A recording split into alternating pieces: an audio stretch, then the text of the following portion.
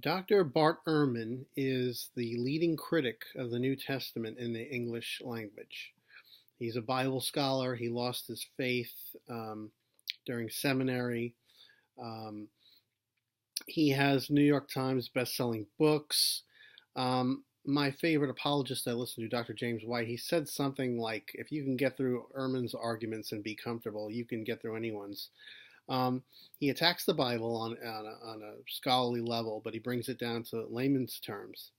So his books are, they're used by atheists, liberals, Muslims. So this should be addressed. I would recommend you should check out his debate, Bart Ehrman and Dr. James White, where Dr. Ehrman admitted that the New Testament is by far the best attested work of antiquity out of all the documents of the ancient world. You could listen to that debate on YouTube. Did the Bible misquote Jesus? It's funny how Ehrman has a book teaching that there was a historical Jesus, because there's some weirdos out there who say that Jesus never existed and that sort of thing, and a great majority of scholars believe that Jesus existed. Bart Ehrman says we have more evidence for Jesus than anyone else in the ancient world. He said that when he was on the Infidel Guy, an atheist podcast or whatever. But I've been reading this new book I got, and it's really good. I'm enjoying it. It's probably the easiest book that I've read so far, teaching textual criticism, but on such an easy level that, it's like very layman friendly. And it's a direct refutation to one of Bart Ehrman's books. Ehrman has the misquoting Jesus book. This is a book called Misquoting Truth, a guide to the fallacies of Bart Ehrman's misquoting Jesus. And I highly recommend this. There's enemies of the faith use textual critical arguments now. The arguments that used to only be in seminary, it's now in the layman's world. And we have to be ready for that. One of the things that was significant in Ehrman losing his faith, when he speaks about he thought that there was a contradiction between Mark 2:26 and 1 Samuel 21, first 6 verses. In page 24 of this book, it says, here's one possible alternative. Mark's reference to high priest indicates the position that Abiathar eventually obtained. Abiathar was present in the tabernacle during the incident described in 1 Samuel 21. See 1 Samuel 22, verse 20. But he didn't become high priest until later. I addressed this in my video. It's called A Defense for the Bible. So I read what the MacArthur Study Bible said on that, which I think was pretty good, and this is pretty good too. This is really good stuff here. This is going to get you ready for stuff that the great majority of Christians are going to be stumped on and not know what to say. In page 43, are the changes significant? In the first place, misquoting Jesus grossly underestimates the significance of the differences between manuscripts. Ehrman's estimate of 400,000 variants among the New Testament manuscripts may be numerically correct, but what Ehrman doesn't clearly communicate to his readers is the insignificance of the vast majority of these variants. Most of these 400,000 variants stem from differences in spelling, word order, or the relationships between nouns and definite articles, variants that are easily reconcilable and, in most cases, virtually unnoticeable in translations. And then he gives examples, and if you go down a little bit, it says, but does it ultimately matter whether you are children of promise or we are children of promise in Galatians 4:28. In page 46 to 47, I like what it says here. At one point in misquoting Jesus, Ehrman even acknowledges, quote, I continue to think that even if we cannot be 100% certain about what we can attain to, that it is at least possible to get back to the oldest and earliest stage of the manuscript tradition for each of the books of the New Testament. In another place, he admits, Ehrman, the more manuscripts one discovers, the more the variant readings, but also the more the likelihood that somewhere among those variant readings, one will be able to uncover the original text. Therefore, the 30,000 variants uncovered by, in brackets says 18th century textual critic John, in brackets, Mill, do not detract from the integrity of the New Testament. They simply provide the data scholars need to work on to establish the text, a text that is more amply documented than any other in the ancient world. Wow. So I like what it says here. In page 70, it says, as far as I can tell, the author is saying he fails to come up with even one significant change that can't be corrected by looking carefully at the manuscript evidence from the ancient world. It sounds like in some places Ehrman is saying that it's possible to recover the original New Testament from the manuscript tradition, but then when he's speaking in debates, he just makes it sound so bad. He plays off of the ignorance of the crowd. So he's making it sound like the original New Testament can be recovered through means of textual criticism. Variants are not a problem for Christians. I explained this a number of times. The Old Testament was originally written in Hebrew. The New Testament was originally written in Greek.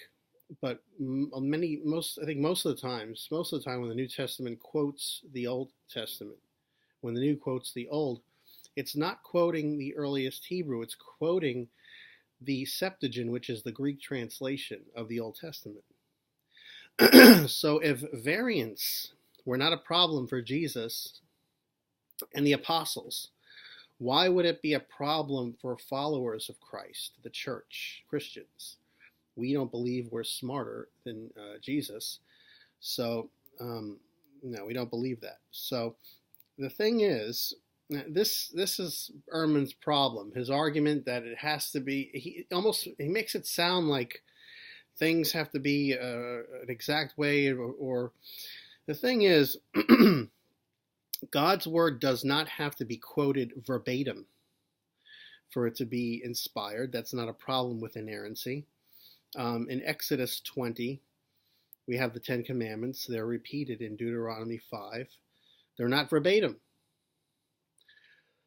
Jeremiah, remember the book of Jeremiah? The king burned Jeremiah's writings, and then he made another copy, and it says that there were similar words that were added. So both were inspired, and both of them were not verbatim. I saw an interesting article. It was on an apologetic website. Ehrman plays off of the differences in the Gospels. Like, for instance, there is an article, it was pretty good and very short, on Apologetic Press. Jesus' Sermon on the Mount or the plain, where it was talking about the Sermon on the Mount. In Matthew, it says Jesus went up on a mountain. Luke has this sermon. He's standing on a level place. But the evidence that you have to understand something. Jesus was preaching for 3 years. Most likely he was saying a lot of the same things over and over and over again. And this is just evidence that you have the same teaching being preached at different times in different places. Is there evidence for this in the Sermon on the Mount? Yeah, because the Sermon on the Mount in Matthew is longer than the sermon in Luke. So some people, they want to try to find contradictions where none exist, really. There's some debates I want to recommend because I think that Ehrman's arguments are significant enough where we should be ready to, we should be prepared to study his arguments and give an answer for people who use them. I recommended the James White debate with Ehrman. Also on the Unbelievable radio program. They have a website. Bart Ehrman debated Darrell Bach on Forged. And there's also a debate, are the Gospels based on eyewitness testimony? Bart Ehrman debated, what's his name here? Richard Balcom. Balcom. I believe his name is first name is Richard. Richard Balcom. Yeah.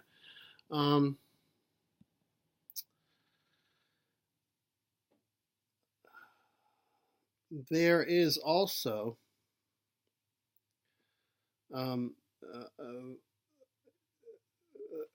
as far as Ehrman's arguments for contradictions in the Bible. I don't agree with all of his theology, but Norman Geisler and Joseph Holden, those two got together and they did a book called The Popular Handbook of Archaeology in the Bible. And they take a few chapters in that book to refute some of Ehrman's arguments of contradictions in the Bible and that sort of thing. So I would recommend this. Atheists who say there's no evidence for the Bible being true, I mean, really, no. I would also recommend How Do We Know the Bible's True? It's a 2-volume set. That's really, really good. I'd recommend that. I'd recommend Jason Lisle. He's an astrophysicist and Christian apologist. He saw a list on the internet that's saying that the Bible has 420 contradictions. He took the list and he said there's no contradictions. He wrote a book to refute all 420 arguments, Keeping Faith in an Age of Reason. That's Jason Lisle. I would recommend that to you. I found it interesting. There was this other book I have that 3 guys put together against Ehrman's arguments, Truth in a Culture of Doubt. I found it interesting that after Ehrman lost his faith, he's still afraid of hell sometimes. It was in page 13. It says at times, I think it's talking about in his book God's Problem, where Ehrman explains the reason he ultimately gave up on Christianity. Okay, now it says, at times Ehrman honestly is refreshing. He admits he sometimes wakes up at night sweating at the prospect that he is wrong and hell is real. And I wanted to confirm that. So I went to the Bart Ehrman blog, and someone asked the question, what would you say to someone who is scared of going to hell? And his response, I suppose the first thing I'd say is that I understand the fear very well from the inside, as I too used to have it. This was especially a problem for me when I first began to realize that I didn't believe the Christian message anymore. The claim that one had to believe in the death and resurrection of Jesus to be saved, and that anyone who didn't believe would be condemned to the eternal torments of hell. One of my greatest fears in leaving the faith was, what if I'm wrong? That could be costly, eternally. So it's just, I thought about that, where there's places in Ehrman's writings where he kind of makes it sound that the original New Testament can be recovered through means of textual criticism, and after he lost his faith, he has this fear of hell, which pretty much what this does is it confirms what God said in his word in Romans chapter 1. The person who does not want to believe, the unbelievers, they don't want to believe because they're suppressing the truth of God in unrighteousness. They don't want to believe. They love their sins. They don't want to believe, so they're suppressing the truth. And I mean, it's God's word talks about God delivering people over to a lie. I think it's different with everybody. I mean, there's a point where someone gets so delivered over that they just don't believe anymore. But Ehrman, as a non-believer, when he became a non-believer, still had a fear of hell. Could that be because, in his writings, a little bit here and there, he kind of makes it sound that like the original New Testament can be recovered through means of textual criticism? Yeah, that's something to think about. So I would encourage you, if you are you love apologetics, you care about these issues, check out those sources that I recommended, the books, the debates, and because a lot of enemies of the faith of Christianity are using Ehrman's books. I believe there are 4 of his books, I think, are New York Times best sellers. So, Bible says we should be ready to give a defense for what we believe. And that's it for now.